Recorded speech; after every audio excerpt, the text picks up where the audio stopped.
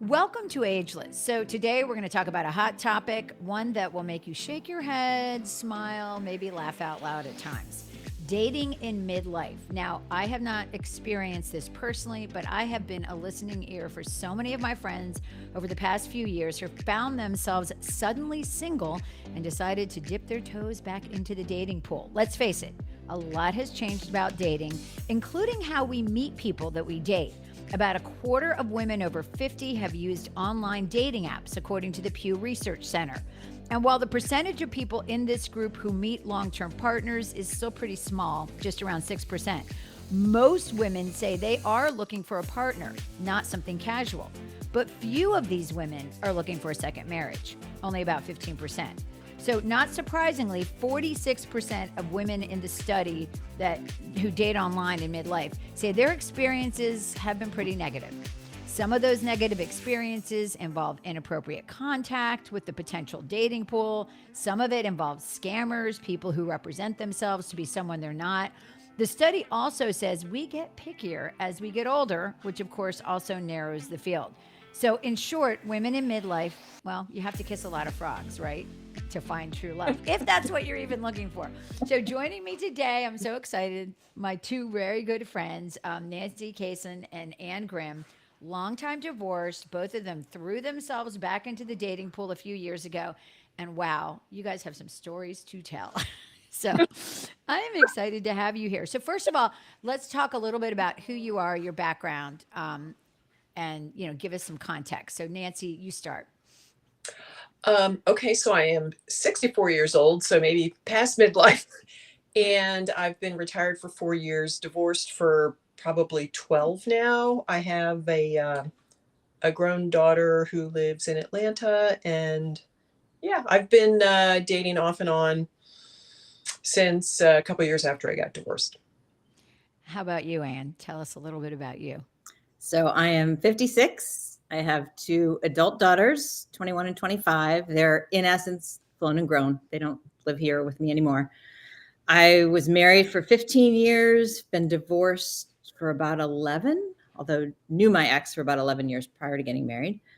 Um, Grew up in the Midwest, lived various different places until settling down in North Carolina about 25 years ago, and have dated a little bit in the online dating pool, a little bit in the organic friends of friends dating pool, some with success and some not. Yeah, I mean, and I can't imagine too having to, start all over, right? Having to deal with a new person's stuff because we all have stuff. We have stuff. The people that we date have stuff. Nancy, I know you've been divorced, I think, since 2014. How did you decide to get back into dating and how did you do it? Well, I definitely took some time off because after the divorce, I had said I am done with men. I don't need this. I have a wonderful life without them. But then as time went on and time went on, I really did want a partner to do things with. And really, it seemed like the only way I was going to meet anybody was to give online dating a try. So that's what I did. Yeah, because I know there's other ways to meet people, like Anne said, through friends, through family, you get fixed up. Also, maybe through a common interest, right? If you're a runner or a cyclist or a hiker. But it's pretty easy to cut to the chase if you can do the online stuff because you can eliminate a lot of things that, you're not interested in. And you just said you've been divorced about 11 years. I know for a long time, just like Nancy, you're a single working mom. Um, Dating was not a priority for No. many years. So when did you start again and how did you go about it? Geez, I think it was quite a while after I got divorced because, as you mentioned, my kids were young. I was very involved in their lives, their schools, volunteering. It just didn't have time. They didn't really want me to date either because they felt like it was going to take time away. But eventually, when they were old enough, I was dropping them off at places for several hours and then would pick them up. I dabbled a little bit in the online dating, and it was really just spending time online through some of the apps. And it was challenging getting back into it, I will say, because there's only so much you can learn about somebody online. And then you got to start running through the process of meeting and getting to know them. And I didn't have a whole lot of success. It turned out to be a lot more, I'll say, work. It was a lot of time going through profiles and through whoever was reaching out to you, and then trying to understand, were they actually who they said they were, and the Sure. pictures that they showed, was that actually them? Was their profile accurate? So it was a lot more time, I think, than I ever expected it would be. Yeah, I have a friend. I helped her with her dating profile. And I actually, as a reporter, I have a lot of tools to investigate people. And so I would start going through her list. I'd be like, nope, nope, nope. Cut this one out, cut this one out. So I found this article that I just loved. It's from April 2024. A woman named Maggie Jones. She wrote this after she got divorced and started dating again. And I'll just read it and then we could talk about it. I felt waves of excitement, hope, frustration, boredom, discouragement. I've gone on great and not so great dates, had relationships, ended them, paused, restarted apps over and over again. Many of us have to swim through a dispiriting sea of hundreds of people, most of whom we are unlikely to ever want to date. That includes profiles that are fake, created by scammers to try to lure private information from users. And while most profiles are real, sometimes their photos are not so much. More than one person told me that photos can be so outdated or filtered that they barely recognize their date when they met. Now, I would love Nancy to tell the story that you told me one time where you showed up at a restaurant and the person was not who you saw online. Yeah, this one was a good one. So I showed up at a restaurant for a first date with a gentleman. It seemed that we had a lot in common. His photographs, and this should have been a red flag for me, were a little fuzzy looking. So anyway, but we had nice conversations online. We meet at a local cafe for lunch, and I go into the bathroom while I'm waiting for this gentleman to show up. And as I walk out of the bathroom, this morbidly obese man almost runs into me. And then to my shock and horror, I realized That's your date. it was my date, and I didn't know what to do. I didn't want to be rude, so I still sat down. We had lunch. He talked very loud, food in his mouth, crumbs spraying everywhere. And this is a local cafe that I have a lot of friends that go to, Right. and I was mortified that someone was going to see me there with this man. So Yeah, a lot of red flags. oh yeah. So the fuzzy picture, big red flag. Big red flag. Big red or flag. even maybe, sorry, that was my dog. So even like, I think Gen Z has figured out that if you don't have anything in the first 30 seconds when you're talking to somebody, it's probably not going to happen. I mean, my daughter has told me stories about, the red flags start really quickly, but that's a huge red flag if they don't look like anybody, like they were online. So I was saying I helped a friend set up a profile and she sent me some of the pictures. And I can't even tell you. I mean, they were way out of the age range. They were, they didn't look anything like the person, or they did. Even that was even scarier. They did look like the person. And of course, we're not, so shallow that we're all just looking for somebody who's good looking. I mean, it's just somebody that you could be attracted to, right? I mean, that's part of it. I don't think I can top that one. I think that one's a pretty good one. But I think in general, you just never know what you're going to get, right? I mean, and you look through some of the people that reach out to you, and some of the pictures are just, they're horrifying in what they are. I mean, so many pictures of men in bathrooms or lying in bed without a shirt on. I mean, is that really the best you can do? Is that your best foot forward? Could we find a blank wall? Could we just Anything. do something? Yeah. Right? Yeah. No, absolutely. I recall, and you saying, and some other friends of mine, that it is a little bit harder at this point in your life because, we've lived on this earth a long time. We have ways of doing things.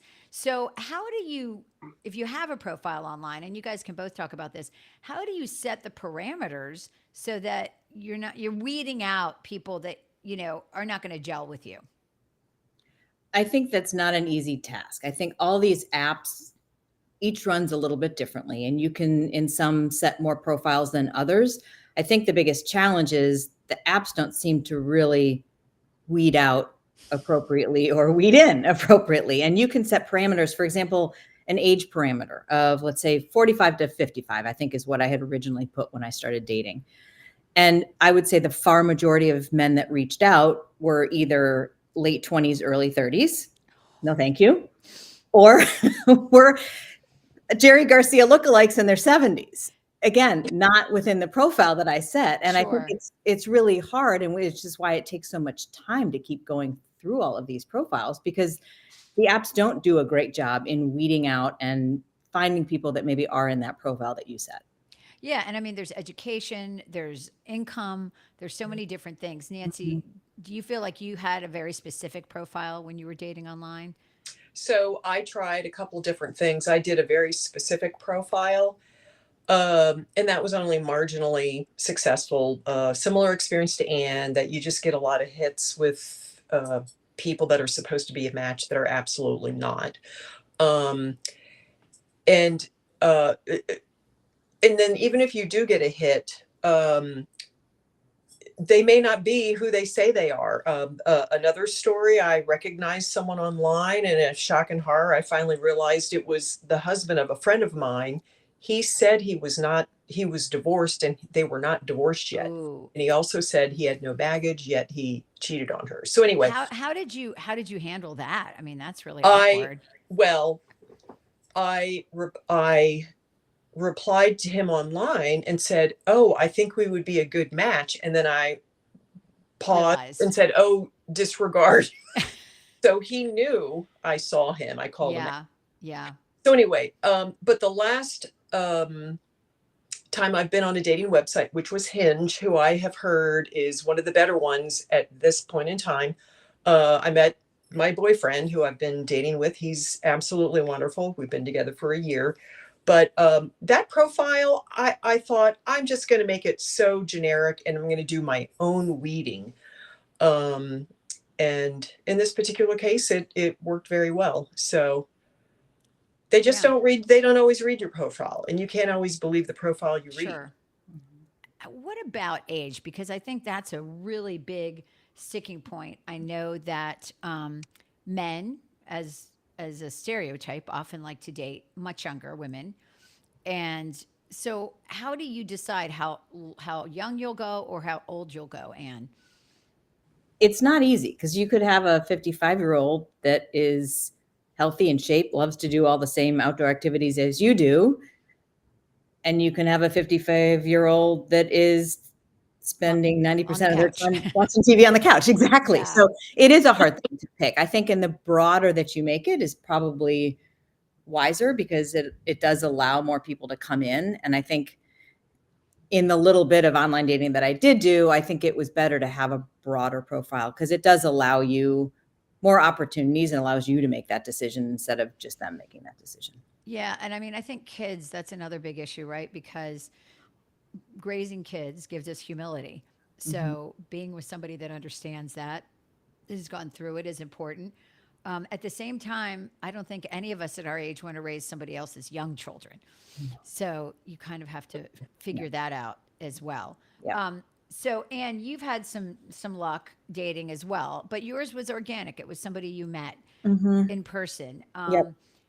How do you compare that to the online? I mean, do you feel like, okay, I can assess this much better because I'm face to face with this person? Yeah, I think for me, the organic, or friends of friends, or people that you just meet naturally, has worked better for me. I think, in part because online, you can put anything down on paper or online. It's like looking at a resume, but until you really meet the person, get to know them, and it still takes a long time to know people. And we're all bringing some baggage to the table until you figure that out and work through it, and have success going through that. At the end of the day, the time you spend with the person is really what does it. So I think online is a way to weed people out, but for me, It's a doorway, maybe, it to get to is. the next But step. again, it's also a lot of work, and there's Yeah. a lot of time A to lot of spend time. doing that. Yeah, and I do know my friends that have dated online. They're constantly looking up profiles and, talking to different people and trying to figure out, what's the best match. Nancy, what do you think the hardest part about blending lives at, 50s into our 60s, trying to blend habits. And, this is how I've always done this. I mean, from something as little as I always have coffee every morning, this is what my coffee is, to, I love the outdoors or I don't like the outdoors. I mean, or I have children and I have to spend time with my children. What do you think the challenges are in blending with a new person? Oh, well, I think the challenges are, especially if you've been single a long time, you kind of somewhat set in your ways and you need to learn to be a little bit flexible. I'm still, going through stages of blending with my boyfriend. So, but it's been, with him, it's been so easy. So I think the blending process can be so much easier if you are compatible with that person Mm-hmm. in so many different ways. And I think that's really important to make sure you don't just have the spark with the person Right. and, in common interests. You have to just be compatible.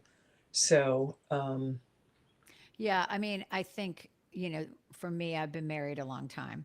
And so all of the stuff that he brings to the table and all of the stuff that I bring to the table, we know it. I know what his stuff is, he knows what mine is. But, when you're dating for the first time, dating somebody that you might have met online, you're like, oh, well, he does things this way and I do things this way. So I agree. And some of them are not that important and you can be flexible. And then some probably are. So I thought this was interesting. So Melanie Smith is a dating coach and she wrote an article called Learning to Love Again. And here are 5 tips for dating in midlife. And I just want to see what you guys think of these. Don't bring your baggage into the new relationship, AKA don't talk about your exes.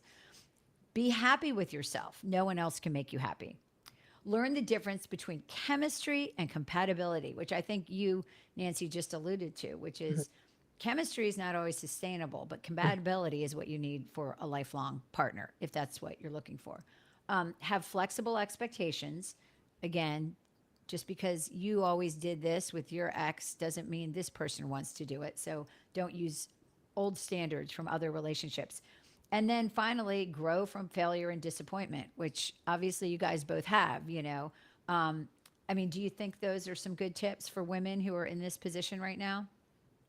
I think they're pretty dead on. Yeah. I would say, one thing about the baggage, we all have it.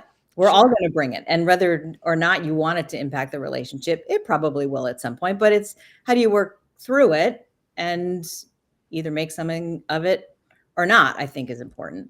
Right. The other thing I think I would add to her list is trust your gut. I mean, you know yourself better than anyone else, right? And I think, especially at our age, with all of our wisdom and experience, you're going to know pretty early on whether or not you've got the chemistry, the compatibility, the connection. And I think we're all adults. If you don't have that, then move on pretty quickly.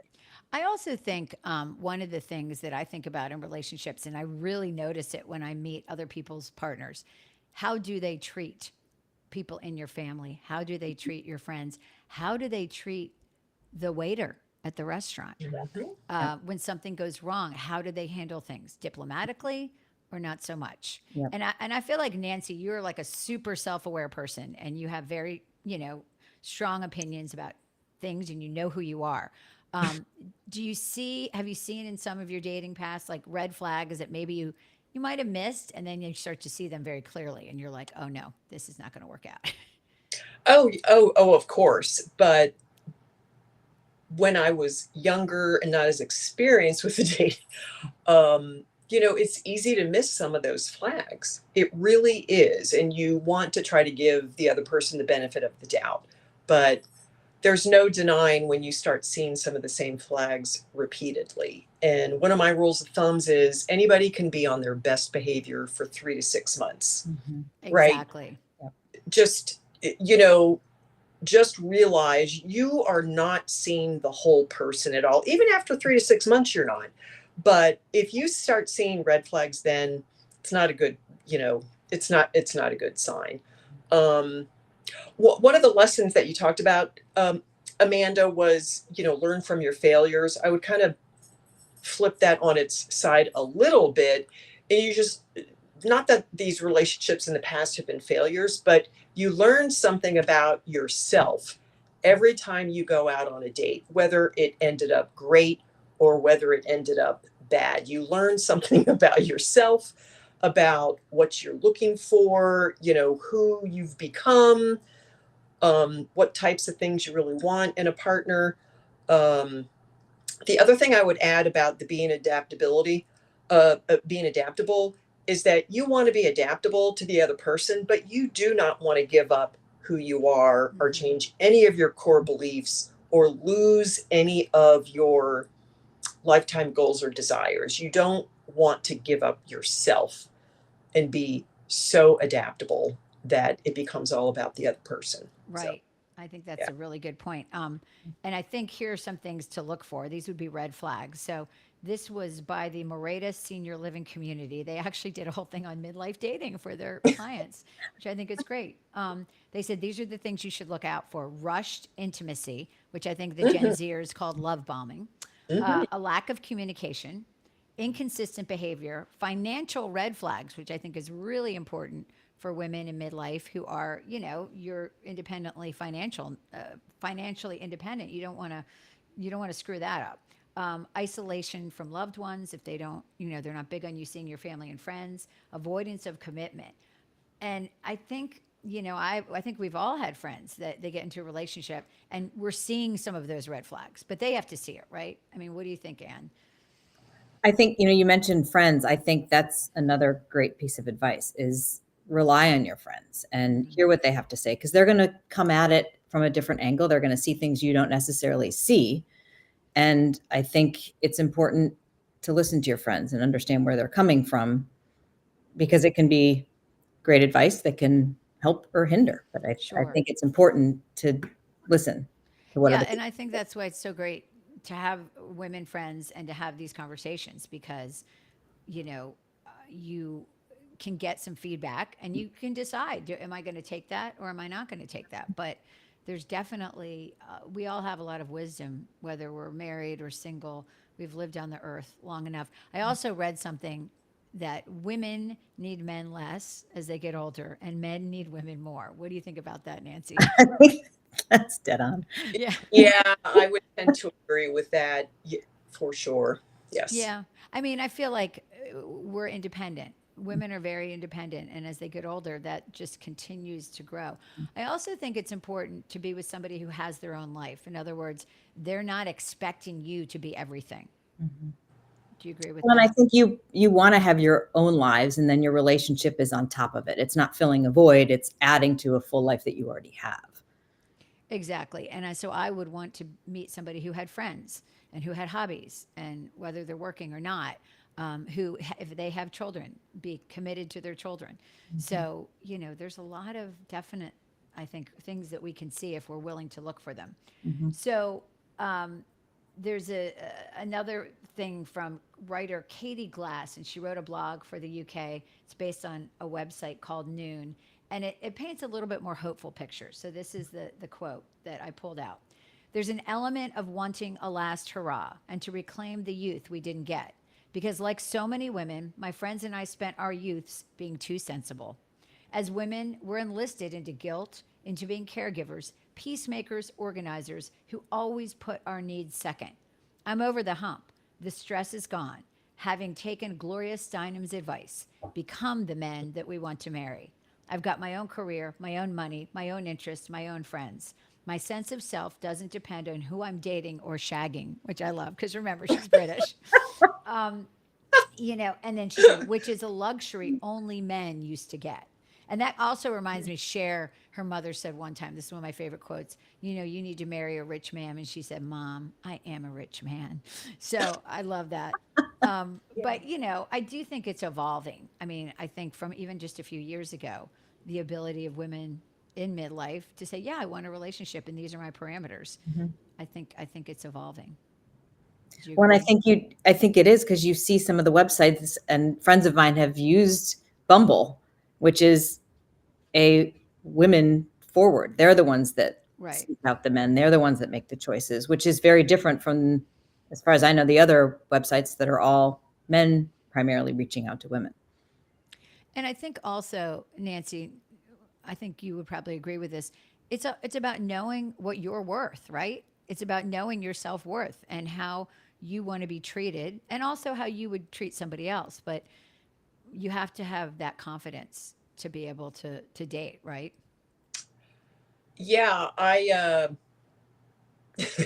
have done a lot of self-reflection and therapy, we'll just call it that, to literally learn my own self-worth. And I think as women get older, they do start, if they didn't know their self-worth before, they start realizing it. And then they start expecting a little bit more out of their partner. Have better criteria that help you choose a better partner that's going to treat you the way you deserve to be treated. So yeah, those are all things I agree 100% with. My daughter said to me recently, she had dated somebody and she wasn't interested. This is my youngest. And she said, I'm just worth a lot more than that, Mom. I bring, she goes, I bring a lot to the table. And I said, you do. So I'm glad that, that you're seeing that. And that's great to realize at her age. Like, I think it gets easier to recognize that and understand it as you grow older and we become more comfortable in our own skin and better understand what our own worth is. But I think at that age, that's fantastic to. Yeah, I agree. And I think one of the things too with men our own age, so we're dealing with the last generation probably of men who had their mommies do everything for them and who don't get all this Gen Z stuff in terms of how women should be treated, how women want to be viewed, how women, all of that. So we're kind of having to, I would think, I know even in marriage, you're having to smooth over some of those rough edges from that generation of men who still, think that white men rule the world, right? So And I have a funny story, if I could share it, about, yes. I didn't have a date with this person, but their profile literally said, this gentleman said, I'm looking for a strong, independent woman that does not wear a lot of makeup. But might I suggest, if you do wear makeup, you wear a brand such as Maybelline. Oh, he even went as far as to give you a guideline. Yeah. Wow. So, like, Control to issues your point, this is the last generation of men who's, sometimes they don't know, these men kind of know things are changing, but they don't know how to deal with it, like Right. this They particular don't gentleman. know. They don't know. Yeah. And they'll say something, I'm sure, and you're like, what did just you just say? I mean, that's some crazy stuff, right? Mhm. Um, and did you ever have any story about a date you went on or any situation that you were like, yeah, I'm not doing this anymore? I think probably the many first dates that I had while I was doing the online dating. I don't have the horror stories. I don't think as good as As good as Nancy Nancy. would. Yeah. I think But I Nancy. probably didn't dive into the online dating quite as much either. Yeah. I just got Yeah. frustrated and a little bit And fed up with Nancy, you actually met some people and then you had relationships with them and then you started seeing big red flags in a couple of those situations. It, yes. Yeah. Yeah, I just But I it's not all doom and gloom. I want to mhm. reemphasize that I'm dating an amazing guy right now. He is so compatible. It is the best relationship I've ever been in. So I don't want people to think it's Not gloom possible. and doom. Yeah, really. I just feel like it's such a good relationship. I really do. So, That's and awesome. I never, ever, ever expected a relationship like this. I just didn't think they existed. So the moral of the story is maybe you do need to kiss a lot of frogs, right? Because you kissed a few frogs. Yeah. Hey, it's Yeah, like the lottery. You yeah, can't win if you don't play. right. That's true. You miss 100% of the shots you don't take, right? Yeah. Yeah. Well, Um, they're out there. I think it just takes a lot of patience and willingness to weed through. Hmm. I've been dating somebody for a year and a half. You mentioned the last generation of men whose mothers did everything for them, and I look at the person I'm dating, and I would say chivalry is not dead. It's a very different, which is something I hadn't experienced before. So they're out there. it's just Gotta, you got you to gotta weed look. through it. Yeah. Okay. Well, I think you guys have given some great insight into the online dating world, and I think a lot of my audience, my listeners, will definitely get some good tips from this because it's about protecting yourself, really protecting yourself, but then also protecting yourself emotionally from just, picking the wrong person. But you can always just go on that one date and then I got to go to the restroom. Leave the restaurant. I'm sure, Nancy, you felt like that in that Burning one date. rubber in the parking lot. You're like, they see you running by the window. See ya. So anyway, well, thank you guys so much. This has been so fun. I appreciate it. Thank you. Thank you.